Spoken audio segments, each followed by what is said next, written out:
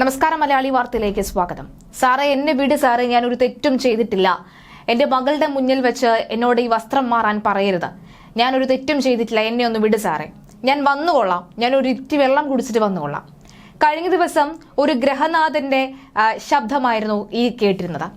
കഴിഞ്ഞ ദിവസം പോലീസ് എന്തിനാണ് ഏതിനാണ് എന്നൊന്നും പറയാതെ വീട്ടിൽ കയറി അറസ്റ്റ് ചെയ്യാനുള്ള നീക്കത്തിനിടയിൽ ഗ്രഹനാഥൻ പറഞ്ഞ വാക്കുകളായിരുന്നു ഇത്. ഇപ്പോൾ ഇതാ ഈ വീഡിയോ സമൂഹ മാധ്യമങ്ങളിൽ വലിയ രീതിയിൽ വൈറലാവുകയാണ്.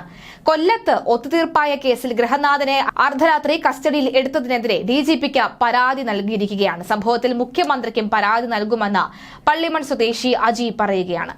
കേസ് അവസാനിച്ചത് അറിഞ്ഞില്ല എന്ന വിചിത്ര വിശദീകരണവുമായി ചാത്തന്നൂർ പോലീസ് രംഗത്തെത്തിയിരിക്കുകയാണ്.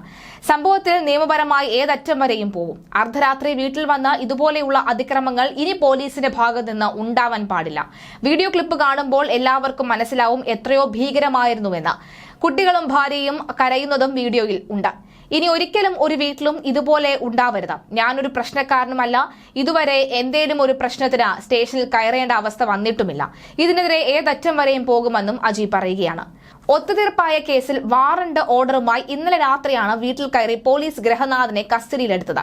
കൊല്ലം പള്ളിമൺ സ്വദേശി അജിയുടെ വീട്ടിലാണ് ഇന്നലെ ചാത്തന്നൂർ CIയും സംഘവും എത്തിയത്. തന്റെ പേരിൽ കേസില്ല എന്ന് പറഞ്ഞിട്ടും വീട്ടിൽ കയറി പോലീസ് അതിക്രമം നടത്തിയെന്നാണ് അജിയുടെ പരാതി. വസ്ത്രം മാറാൻ പോലും സമയം നൽകാതെ ഭാര്യയ്ക്കും പെൺമക്കൾക്കും മുന്നിൽ നിന്ന് പിടിച്ചിറക്കി കൊണ്ടുപോയി എന്നാണ് അജി പറയുന്നത്. അർദ്ധരാത്രി 12 മണിക്ക് കസ്റ്റഡിയിലെടുത്ത അജിയെ പുലർച്ചെ 3 മണിയോടെ പോലീസ് ജാമ്യത്തിൽ വിട്ടയക്കുകയായിരുന്നു. അതേസമയം കേസ് അവസാനിച്ച കാര്യം അറിഞ്ഞിരുന്നില്ല എന്നും വാറണ്ട് നിലവിൽ ഉണ്ടായിരുന്നുവെന്നുമാണ് ചാത്തന്നൂർ പോലീസിന്റെ വിശദീകരണം. സംഭവത്തിൽ പോലീസുകാർക്കെതിരെ നടപടി ആവശ്യപ്പെട്ട പരാതിക്കാരൻ സിറ്റി പോലീസ് കമ്മീഷണറെ സമീപിച്ചു. SHO അനൂപ് ഉൾപ്പെടെ 5ഓളം പോലീസുകാരാണ് എത്തിയത്.